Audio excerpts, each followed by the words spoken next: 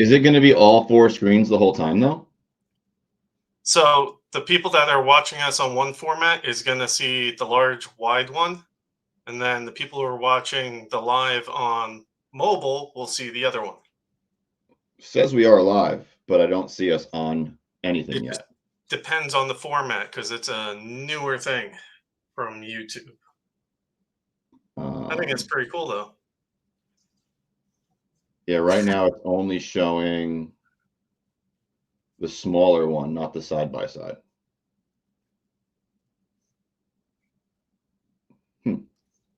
What's up, everybody? Welcome on. As you're coming in, drop your little comment. Let us know where you're coming in from. Just working out technical. YouTube gave us the ability to kind of do some new things that are reels friendly, not real friendly. REEL. And we're just trying to figure out how that all works. But I see Mr. Bruce Miller has already jumped in and commented. What's up? Hope you have a great holiday too. Always great when producer, writer, showrunner is jumping on the show and saying what's up. So appreciate you.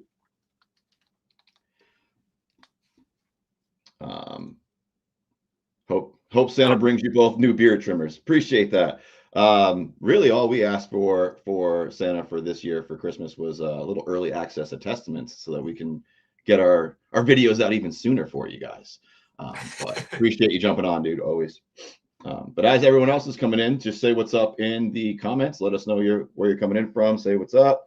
And we are going to be diving into a full recap and Q&A of season 4 of The Handmaid's Tale here in just a second. I want to change up. I think that the view, yeah, see, let's see if we do that. Then what does it do?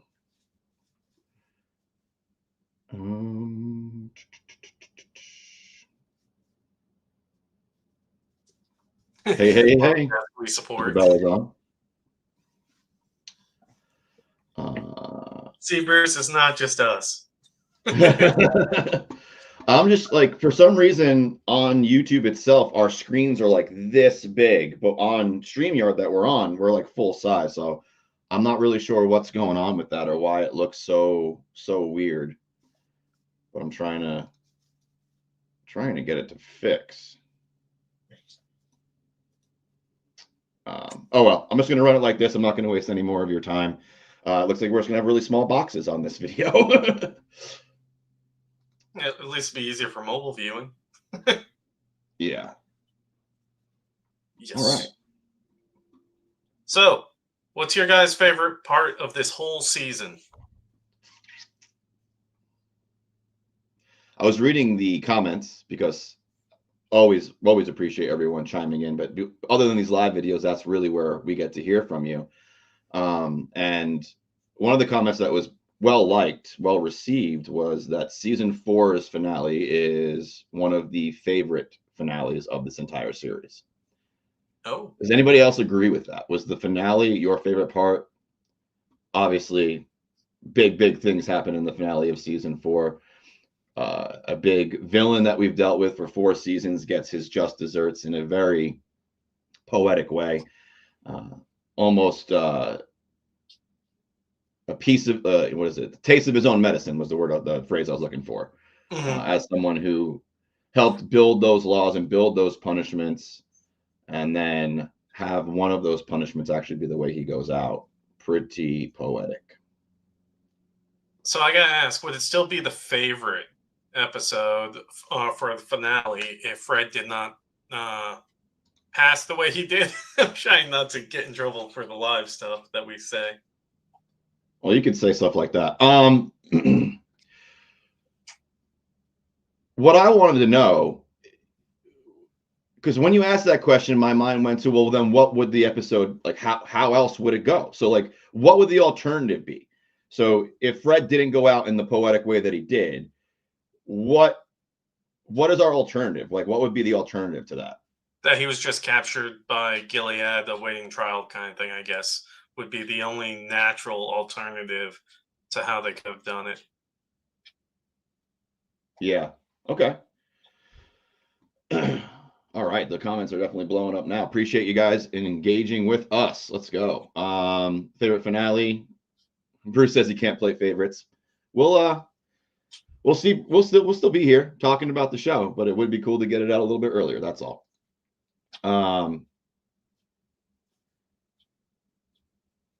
We got what's up.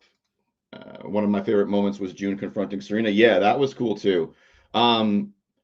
Some of June's like heightened emotional moments in this season, especially the last 2 episodes, I thought were really great. When she was screaming at Mark that she was going to kill him for giving Fred the deal in the first place, like that, like whoa, tons of emotion. Well done, Elizabeth Moss, on the acting for that. Yeah, just powerful scenes. And yeah, when she made Serena, on her knees, feel that pain. Yeah, that was a powerful scene too. Fred on the wall. Yep, absolutely.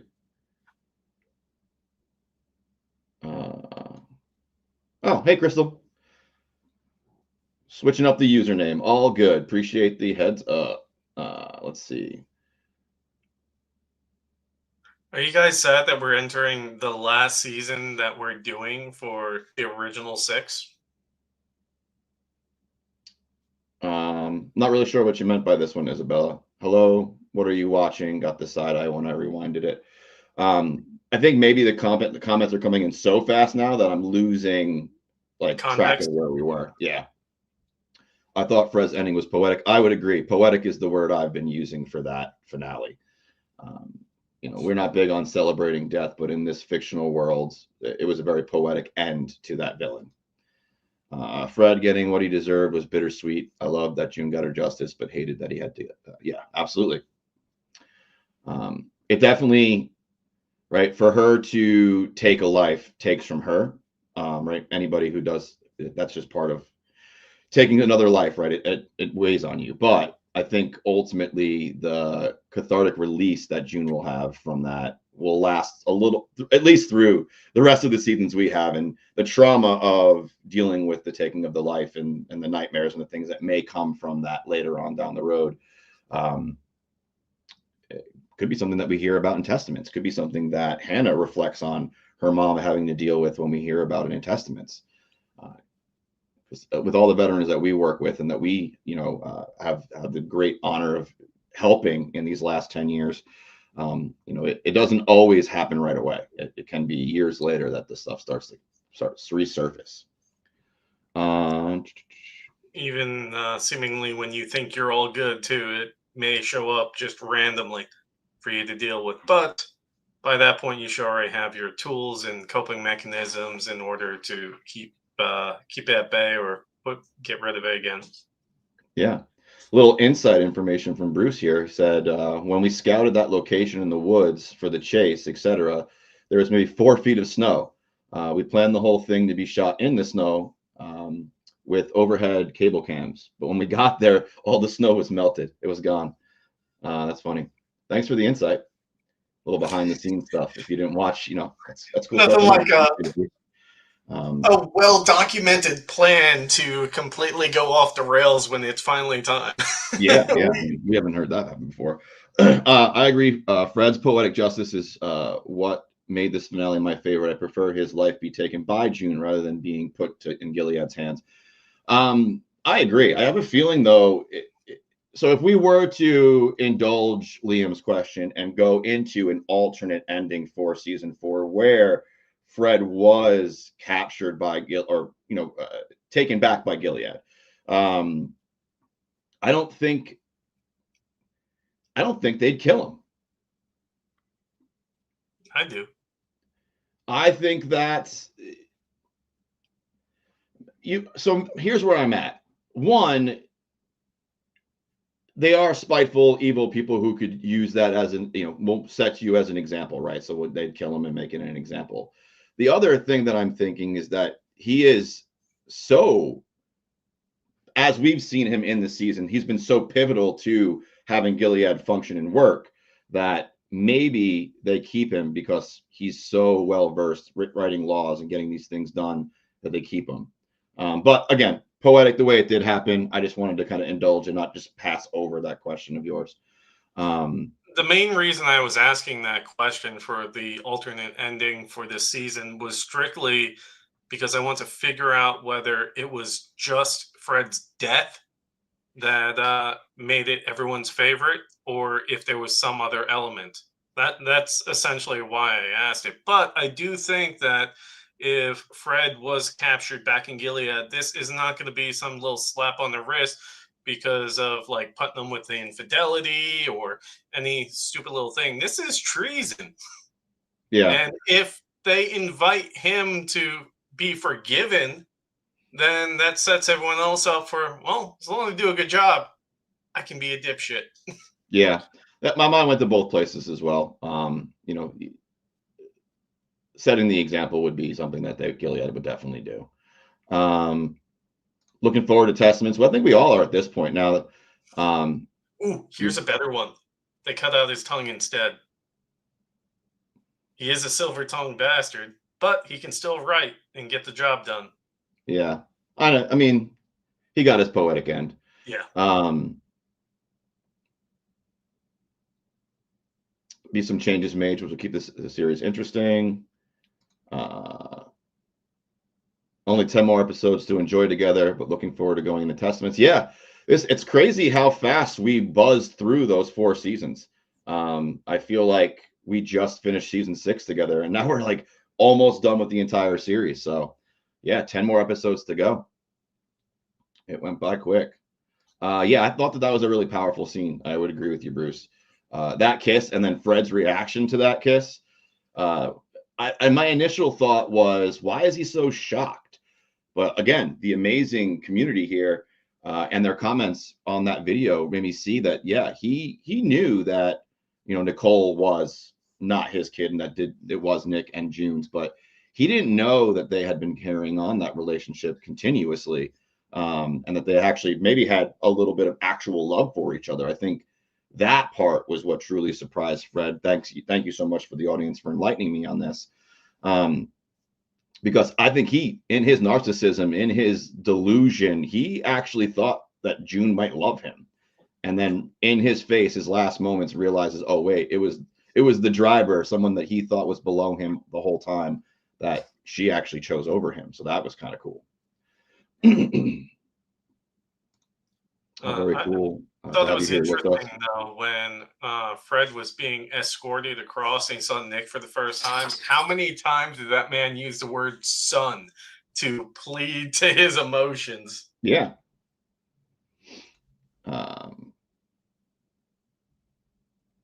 Okay. Those are just conversations between people. It felt so bittersweet to have Fred's death. On one hand, he absolutely deserves it, and it was delicious. On the other hand, as someone who has experienced, it cut the comment off. It cut it, so I can't really see. Oh, there it is. SA. It felt flat for me. Yeah, we're gonna Facebook or not Facebook. We're not on Facebook right now. YouTube definitely has been giving us a little trouble here lately with certain words that we use and certain imagery that we use. So I appreciate everyone kind of being PC about certain comments and things, using abbreviations and stuff. We literally had a video go out for Derry. Welcome to Derry, the new It series on HBO. And because we had Pennywise in the freaking thumbnail, they basically wouldn't let anybody see it. It's got like 200 views, which normally they get like 2,000 and change, because of the blood and the shocking imagery. So we're just being more mindful of these things and what we actually are saying now. Yeah, Fred ran out of allies real quick. He was all alone at the end, and that was perfect. Late but made it. Always great to have you here. Treason can't be tolerated. Yeah, and I agree. That would be, either way, he would have been killed as we talk it out more. And it was poetic the way he got it. So, okay. You have a question, bro? Go. I'm just going through the No, comments. I was going to respond to Bruce's what he said at the very end here. He said Nick June kiss was only scripted as they kissed. The actors and Liz, the director, worked that kiss out between themselves. That was their character decision, not really mine. I didn't say snog. Question though, so was Fred's reaction like really genuine? Like he was just surprised in the scene? Is that's what I'm hearing from that? That's awesome that when someone comes out of themselves and puts themselves completely into the other person's character and makes the decisions as if they were that character, that to me is like prime, right? So I'm glad that we're hearing that that's actually what happened. It was like a very subtle suggestion that they kiss, and then they took it upon themselves through the lens of their own character to like really embellish that. That's cool. I'm a Explains why D&D you like nerd. dagger So hearts so much. anytime role play is involved, I'm super nerdy. Improv, role play, let's go.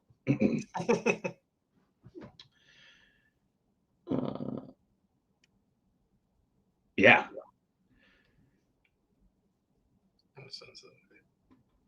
Oh yeah. So this particular season was quite a roller coaster, I would say, as they all are. But this one for me, we start off with them at the farm, correct? The beginning of this season is they're on the run and they end up at the farm with the keys. Is that correct? Yeah. I'm trying to They remember start exactly because we've done treating so much of this now. June's wound and stuff from being shot. Remember Yes. they carry her? Yep. And we meet Esther for the first time. We learn about her backstory and how she was abused. And then, yeah. Okay.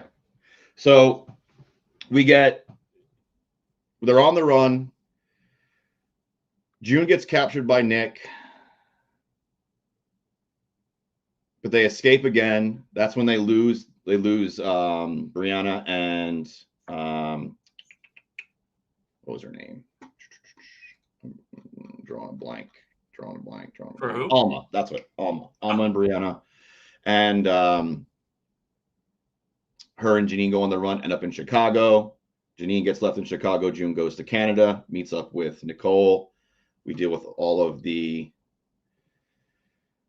backlash and trauma from her time.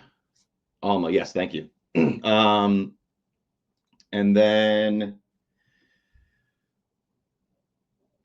June's trial falls on deaf ears. Fred gets the Putnam part. That to me was probably the hardest part to truly wrap my head around, is how one commander is up for war crimes, but another commander can just walk into the country and talk to him. That one to me was a little, I can't place why like that would happen. So, but that did happen. And then Fred turns on them because of it.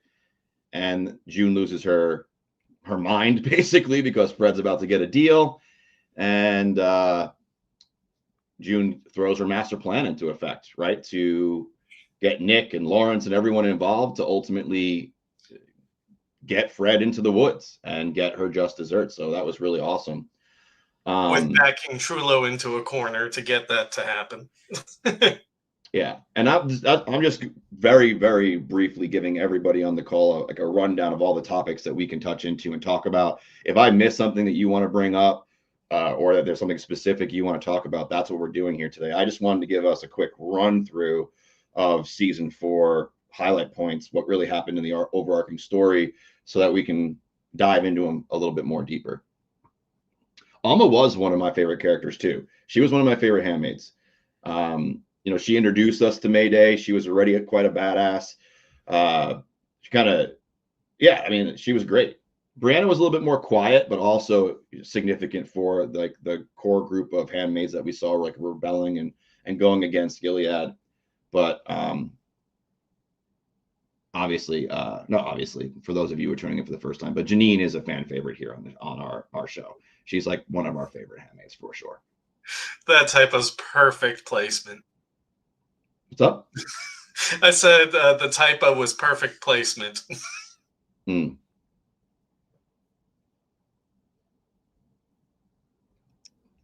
Hope you guys are reading the comments. Bruce is giving you guys so much behind the scenes gold right now. I'm so happy he's sharing all this with you.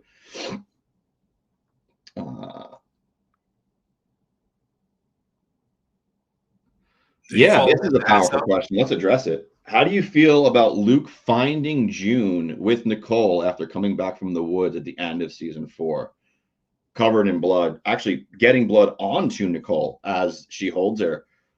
How did you feel? Me? Oh, yeah. Oh, I'm not sure. I didn't really give it too much thought for that. I was like, yeah, I guess he would be kind of fearful, but also sense of relief because she probably knows what happened, or he probably knows what happened. You can only guess.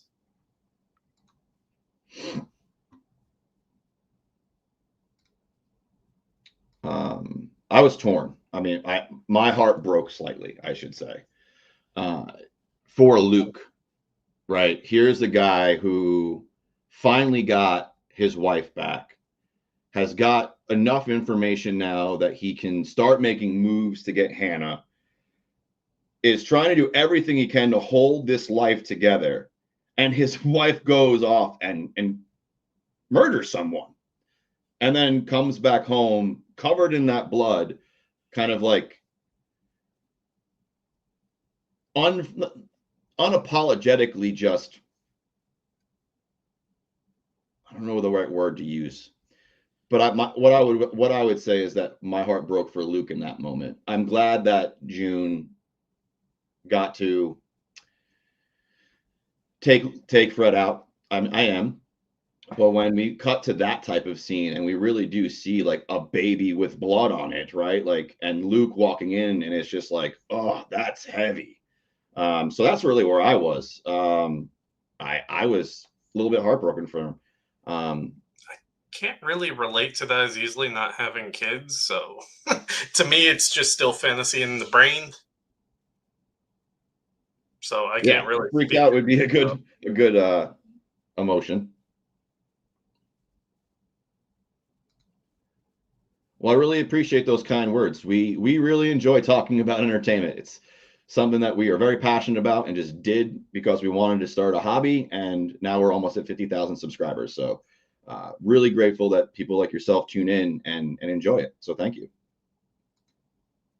You think we'll get to 50 before New Year?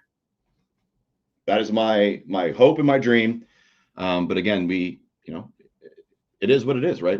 I don't think we ever came into this with like a goal of becoming like a million subscriber channel. We were just like, we really like it and we're going to share it with people. And so anywhere it goes from here is just a blessing. OT is a great actor, and the moment was really complicated and amazing. I really enjoy him. So as you know, Bruce, when I first got introduced to Handmaid's Tale, it was season 6. So I didn't really get a lot of Luke. So now that I'm going back through and I'm getting more Luke, I am Team Luke. I really do enjoy him as a character. Team Luke all the way. Let's go. Luke's response was exactly what I was expecting. He seemed like he was working everything out and quickly realized June was June is the problem. Hi, I'm the problem. It's me. I'm June. I like to make things hard. That's great answer. It's not even about the baby. It's coming home and seeing his wife in a new way. Yeah, I think that's a lot of it too. I mean, there's layers to it, and that's definitely a layer to it. I am sure that he has, even though Nicole's not his, he has become paternally attached to Nicole. It is a representation of his wife. Like, it's same thing, I think, for at least until he got you.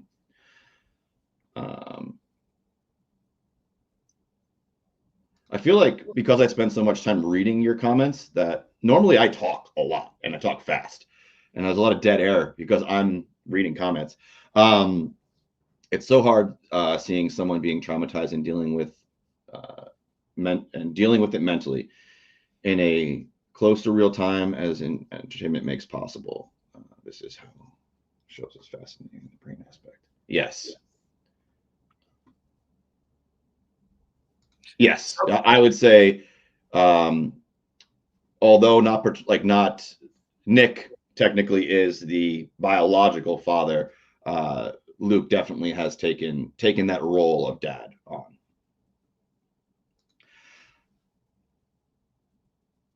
Yeah, I love Elizabeth Moss as an actress. The thing I struggle with is June, not Elizabeth Moss. It's June. It's June's decisions and June's actions and her martyr, like her just martyr personality that I struggle with. But yeah, she does a great job of portraying her. And as far as I understand, she directed quite a few episodes in this season. Yeah, that's what I was going to ask. How many did she direct? Yeah, and you guys did this season, if I'm not mistaken. This season was the one you filmed during the pandemic too. So a lot of roadblocks and barriers had to get overcome for this season, which is becoming one of my favorites to get done. So awesome stuff. I feel like there was a question you want to ask Bruce about.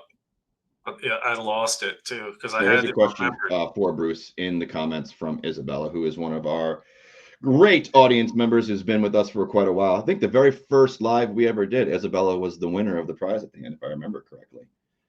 So that she's been with us a long time. Question for Bruce. Looking back, which season 4 choices were deliberately planting seeds for future seasons, and which were simply the story demanding to be told in that moment? So season 1 is the book. Everything past that was created by Bruce and all of them involved. So that's a great question. How much forethought was put into the writing of the scripts in previous seasons to lay that foundation as you go into season 6? Oh, the conclusion into season 6. Yeah, main character syndrome and plot armor because of it in certain situations. But that's at the end of the day, still a good series.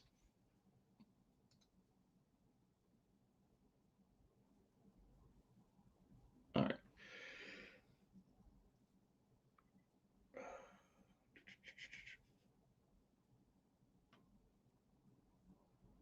Yeah. Great questions and comments, guys. I'm loving it. Loving it. Let's jump over here to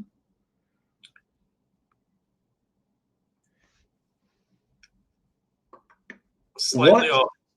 Go ahead. Yes, I was going to say slightly off topic, but what other series that are coming out aside from New Testaments would you guys want us to review? That hasn't come out, not an old series or anything like that. Is there anything that you guys are truly excited for coming out in the next few months? This is a good question. Lots of really good questions, actually. I didn't, correct me if I'm wrong, but Tulio doesn't know Fred's dead yet.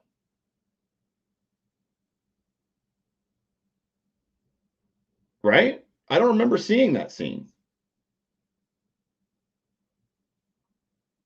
Is there a scene at the end of the season where Tulio is informed that Fred has been executed? Because they give him over. I think he's aware. Does he know that he's giving him over to Nick to go to June? I thought he was. I think so. Because he said that they're going to be dealt in the old way. Wasn't he the one who said that? Or was that Joseph? Maybe, dude. Maybe I just totally missed that. Because I was under, my thought process was this. Tulio's giving Fred over to Gilead for Gilead to serve justice. And so he's getting the old justice of Gilead from Gilead.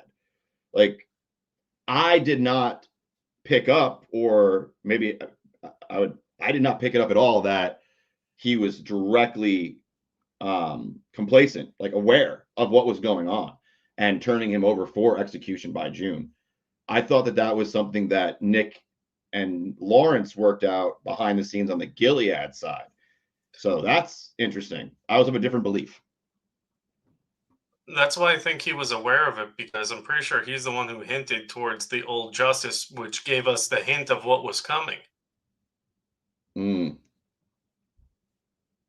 Oh, what better man to ask than Bruce? I just so I think that we have other people of the same thought process where like he knows, but he doesn't know for sure like what's going to happen. He just knows that he's sending him to his death. Like that he knows for sure.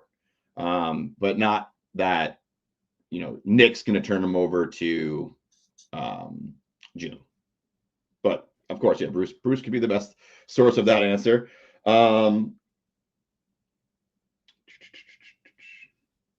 think he knows what June plans to do when he hands Fred over.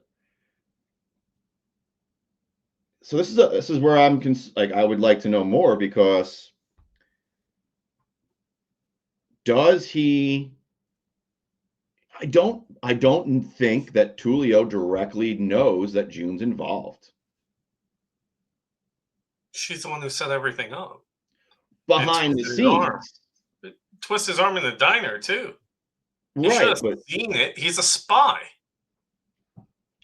she's not at the exchange, right?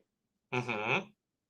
She's not involved with anything past that point until she's in the woods. Where she's waiting already. But Mark doesn't know that. Yeah, I can't say his name right. That's why I keep calling him Mark. I can't say his last name to save my life. So I just keep calling him Mark. But I'm glad that you guys are getting a kick out of it too. We laugh about it. At least we're not calling him Trello. Yeah. I love anything Spartacus. Spartacus, the original series was great. The new one just dropped or is about to drop. That was one of the ones that they were requesting for us to check out.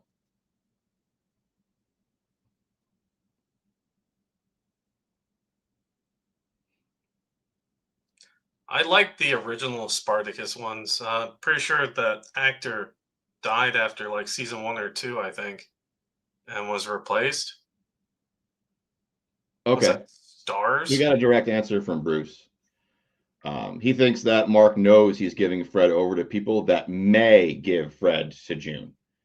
So he's not directly involved with the plan. He's just willing to give him up. To Jello.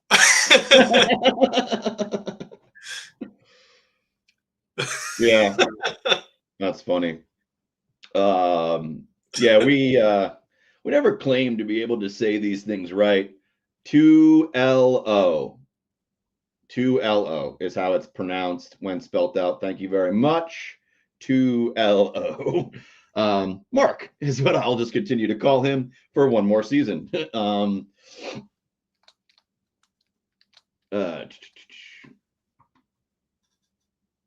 What was the request? I missed. There was a request. Request. What if you consider recapping season 6 with the perspective of having seen all the seasons instead of closing out at season 5, possibly even a live farewell party? Yeah, we do not plan to re-watch season 6, like re-review it like we already did. There's no plans to do that. There's no reason to do that twice. But we are totally cool with doing a full six season series review live with you guys, like we're doing right now. That would be cool with us. Like we like interacting with you guys and talking about it more than we like just sitting behind a camera anyway. So yeah, we would totally be down to that recommendation and do something along those lines. Are we even allowed to do live stuff? Like watching it live because of YouTube's policies?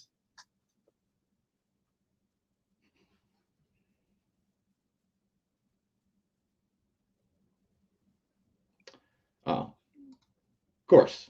So we got someone almost with an English lit major. So definitely need you got our back and we appreciate it. Do it on Discord. Why would we do it on Discord? What would be your recommendation for doing it there rather than YouTube? would love to see a season 6 live review and your thoughts on it now that you've. Yeah, absolutely. We have enough requests for that I believe we will do a full series review, and from 1 to 6, what we think now that we know it all, and how do we feel things went. I finally got my husband to agree to watch the series with me. I'm going to be watching it all the way through again. I haven't rewatched season 6 yet. Will we help in persuading him? Yeah, maybe. We have had many amazing messages from you, the viewer, the audience member, where you reached out to us and said things along the lines of, "Hey, I really appreciate you reviewing this episode. It actually got my husband or my son or my daughter to start watching these things with me." And I was like, "Oh, that's really cool." Or like we actually have another person in the audience who reached out to us and was like, "Hey, we actually started doing a family like movie night where we all sit down and watch it together now, because we realize there's a lot of fun in talking about these things." And so it's like, yeah, like that's cool that we're like, one, creating memories for you and your family, but two, like getting other people excited about this kind of stuff. All we're doing is that same exact thing, like your family movie night and you guys talking about with your family. That's all we're doing, just on the digital screen. Is Yeah. we're just sharing our opinions about things based on our life experiences.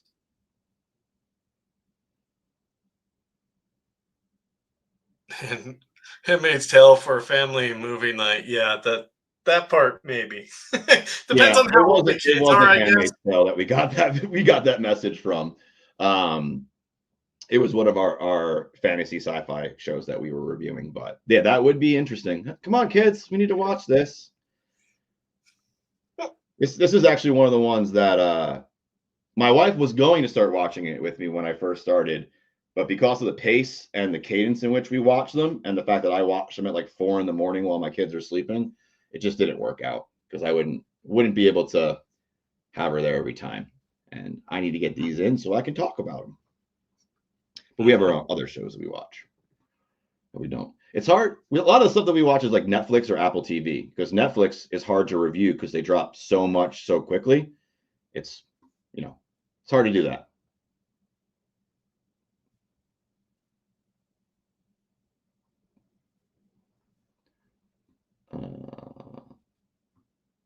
Which movie?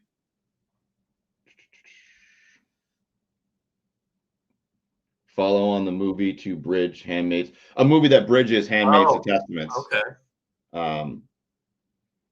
That would be good.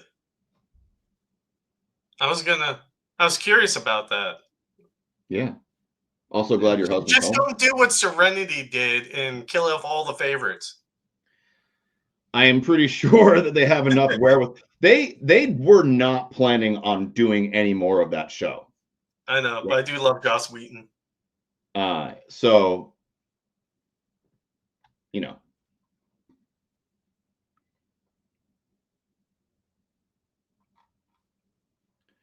So one thing I wanted to bring up is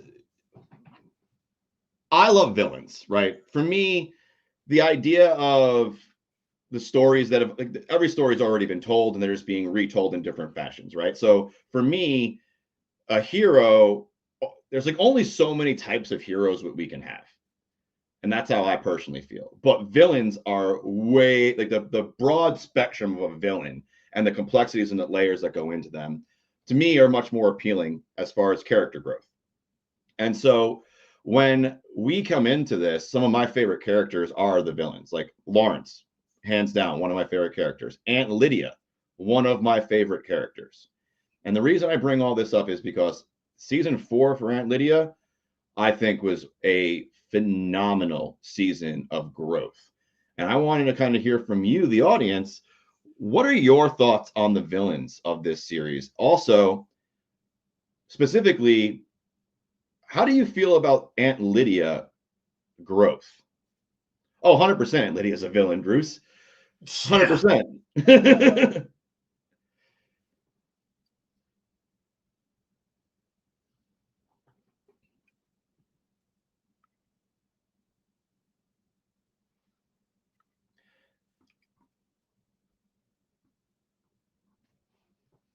Why would anyone think Aunt Lydia is not a villain, Bruce? I think in season 6 she has a redemption. I think that she does come around. This season's the beginning of seeing that, but Aunt Lydia up until season 4 is 1000% the definition of a villain. She may have righteous means behind those evil acts, but they are still acts of evil. Does she? No, I don't think she does. I Does think a she's crazy self-righteous person and she think they're believes crazy? that she's doing the right thing. 100%. I agree with you there, Bruce. But I don't think any villain thinks they're a villain. Like, well, that's not true. The Joker knows he's evil. There's people out there that most villains believe that they are doing something righteous.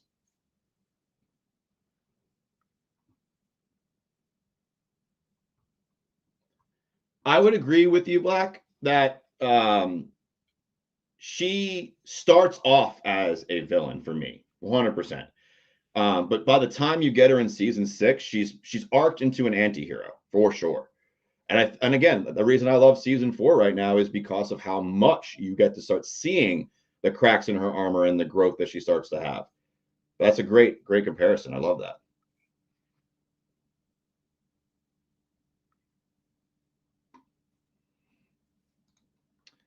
I think she thinks she's helping women in her charge survive Gilead, but whether she thinks it or not, she's definitely doing evil. Yeah, she in her mind is doing doing a service. Her belief system is of that she is doing well. She's doing God's work.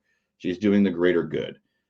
Us as civilized people with a common sense know that she is not doing good. She is hurting people. I think without Janine or another Janine-like character, Aunt Lydia would not have the growth that she's had. No, Janine, absolutely. Janine's a pivotal, like, keystone character for this series. She keeps humanity alive and that like childlike hope alive in a lot of the handmaids when they're in the deepest, darkest area, like parts of their journeys and their trauma. She pulls Aunt Lydia back out. We saw her help Esther, or begin to, even though Esther's refusing that help because she wants to be June. I think. Sorry, I started reading a comment. Yeah, I just lost my train of thought. I think humanity would just be the excuse. I think that's what I feel about the show is, yeah, I get that they're attempting to save humanity, but they're not doing it in a great way, and most of them are just using it as an excuse to consolidate or gain more power. So this is an interesting point. I think there's a part of Lydia who is just trying to survive. Could you elaborate a little bit more on that? Like, what do you think is what's the word I'm looking for? Not adversary, but like what is the thing she's surviving? Gilead, I would say. If I had to answer, she has more power than most men in Gilead. So what is she surviving? She went along to get along, kind of thing, right? And she thought she was doing something noble, helping women. It's like joining the military. They're going to tell you you're going to do one thing, but you do something else. So basically, everybody who joins the military. Yeah, essentially, but it's like that, but in an extreme political landscape here. Yeah. All right, so let's keep going through the comments. If the birth rate fell 90% in a few years, I think it might be willing to do extreme things in the name of humanity. 100%. Like, I'm not saying that she doesn't believe that what she's doing is for the greater good of humanity. I do believe that. I don't care how much the birth rate falls off. I don't think what she's doing is going to benefit humanity or is righteous or good. So that's where I'm coming from. I think the key thing that he said there, in the name of humanity. So in other words, using humanity as an excuse, the way a lot of people use religion as an excuse to do things or belittle someone, all kinds of different reasons. Just comes down to beliefs and what you're willing to do to back up those beliefs. And that is the heart of Gilead, right? Mm-hmm. Gilead took a belief system and warped it into something perverse that they can use for their own power and gain, but they don't actually even subscribe to the same things they're saying, right? It's the Wizard of Oz effect. It's like, look how powerful and awesome I am, but don't look behind the curtain and see what I'm actually up to, right? That's what I feel we have with Gilead. I think Lydia was blinded by her faith, and just because they used the faith as a weapon in Gilead, that's why she was an easy transfer or transition. I feel like she's as much a victim as the damage that she's done in certain situations. Obviously, not all of them. Yeah, and that I would agree with you. And that there's a lot of great comments rolling through. The reason Aunt Lydia is one of my favorite characters is because you guys are right. She is a complicated character. She has many, many layers.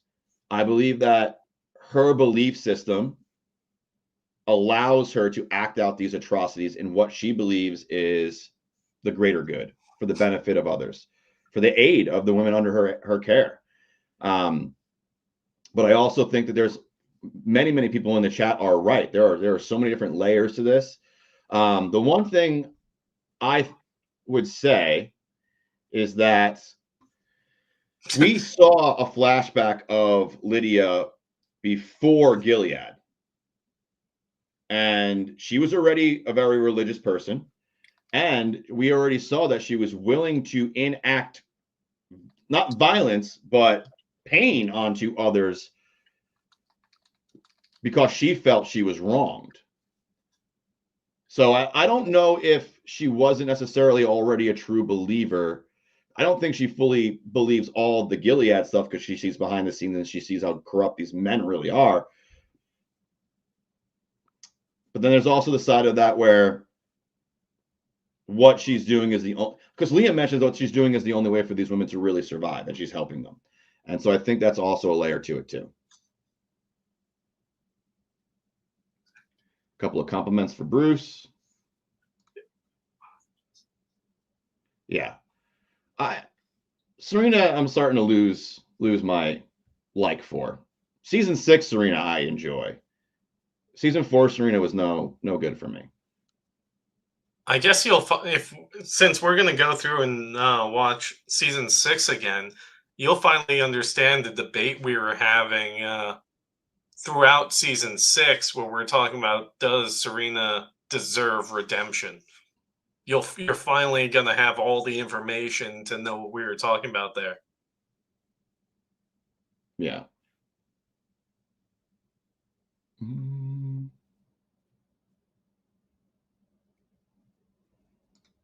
Yeah, we have not read the books. Bruce That is asked, 100% true. Bruce asked, is Serena Joy a villain?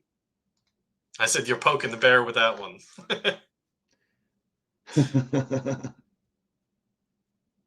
Sadist-like excuses. Justify their actions.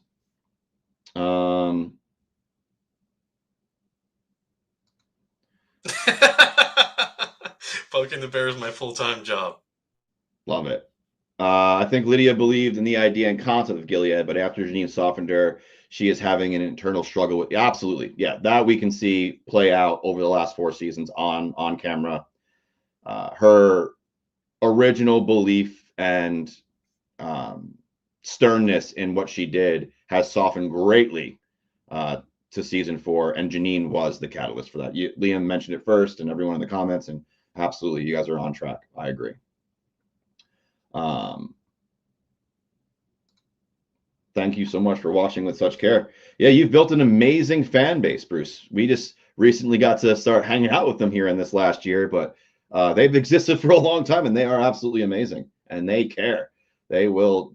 Some of the biggest, I wouldn't say, some of the longest and most thought out comments that we have ever had on our channel have come from reviews of Handmaid's Tale and the audience that this series has built around it.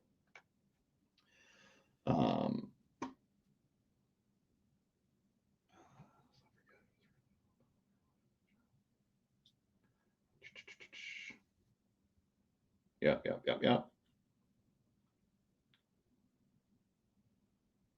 so many great comments, guys. They're coming in so fast. I'm trying to like keep up, but we're only got like 10 more minutes on the call. So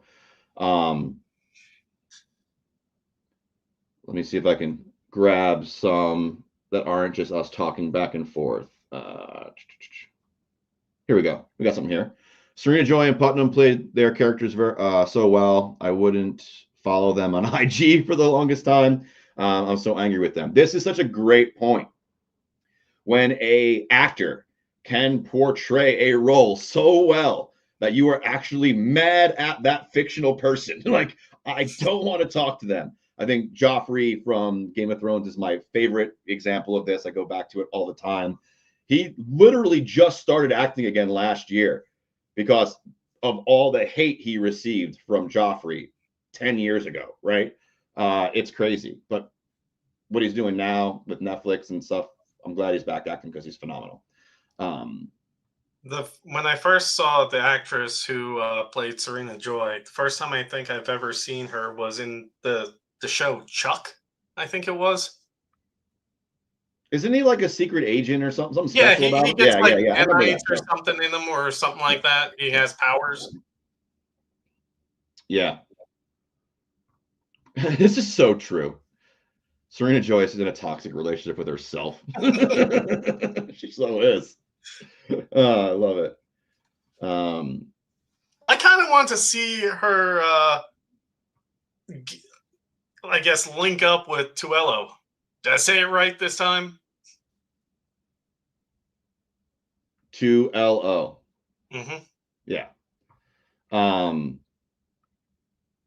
Yeah. If you guys haven't had a chance to go back through and read all of these comments, I highly recommend you do, because even though as we're talking and trying to get as many of these onto the screen and address as we can, Bruce has been dropping so many behind the scenes golden nuggets for you guys about the filming and the different aspects of the show that we weren't able to get to in this time together. So definitely go back and check it out. There's so much gold in there right now. I live for women to tell me that they're proud of me. Thank you. I'm glad someone can get this guy to smile. I'm blushing too. Yeah. See if we can grab a couple more. Anything else in our last, 5-10 minutes? We want to do the giveaway at the end again. So we only got probably maybe about 5 more minutes together before we do that giveaway. And so any burning questions, anything, topics we didn't address that we could address quickly, that you want answers to, maybe you want some more insight on our personal, obviously our personal perspectives on it. You're leaning on Bruce for more of the inside information, but us for perspective, our opinions, I should say. But let us know. Is June a good person? Fundamentally, yes, June is a good person. I think that at her core, in her heart, and in her mind, she is a good person. So I'm just going to put everyone's name on the wheel. Everyone give me a 1 in the comments, please, if you want your name added. Just that way I know that if there's anyone that's being quiet on the chat, that I'm getting you also. Yeah. I think this is ultimately the biggest thing that I keep in the back of my mind when it comes to Serena is she's living in a hell of her own creation. So kind of, I already struggle with empathy, and I really struggle with empathy for her. So, yeah.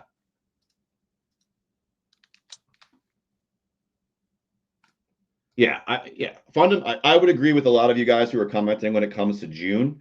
In her core, she's a good person, but she's done awful things. All the things have happened to her, and in return, she's had to do awful things to survive.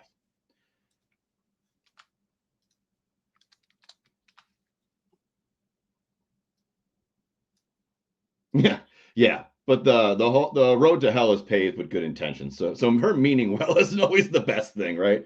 It's like a running joke. The road to hell, it's paved that way.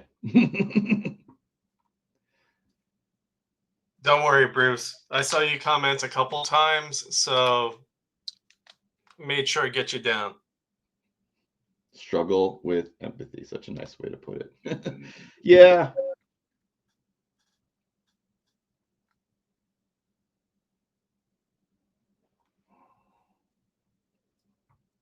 This is a great point too, as we're getting ready to close out. I'm an armchair quarterback watching a show, giving my perspective and my opinion. I'm not in the scenes. I'm not going through it. I have served our country. I have been in a theater of war. I have done all of these things. So I do understand a little bit of fear and trauma and all of that.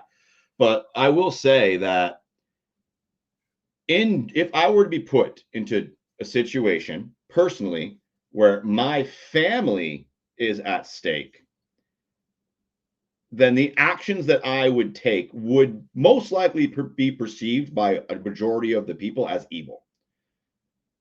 But thinking about it right here, right now, there's probably nothing I wouldn't do to save my family, right? So I get it. Does that make me a bad person? Maybe. I don't know. I think June's a good person, so I think it makes me a good person, but that's my belief.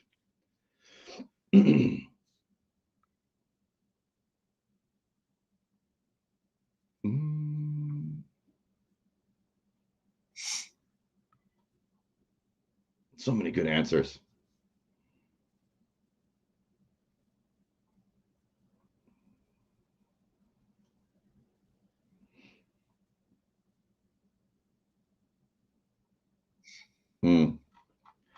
Yes, yes. All right. Let's add the wheel to the stage.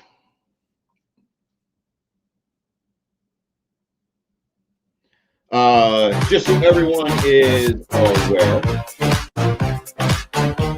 I don't even know if we're winning.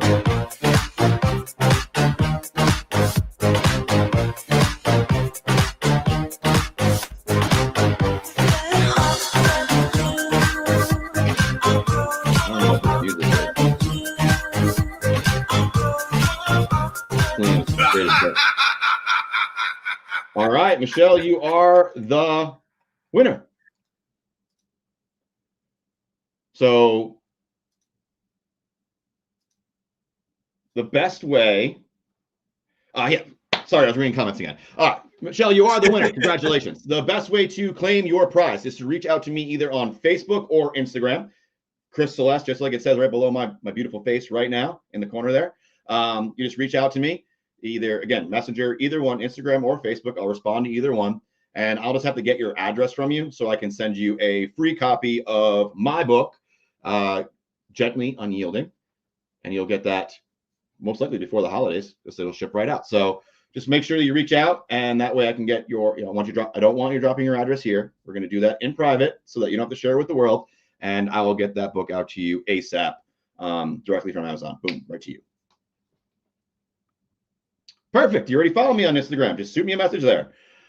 It's like my least used social media, but I'm going to start leaning into it more. My thing is, like, all my money that I make with marketing, everything that I do in my full-time business is Facebook, really. So I'm going to start leaning more into IG. That profile is like non-existent right now. It's like nothing there, but yeah.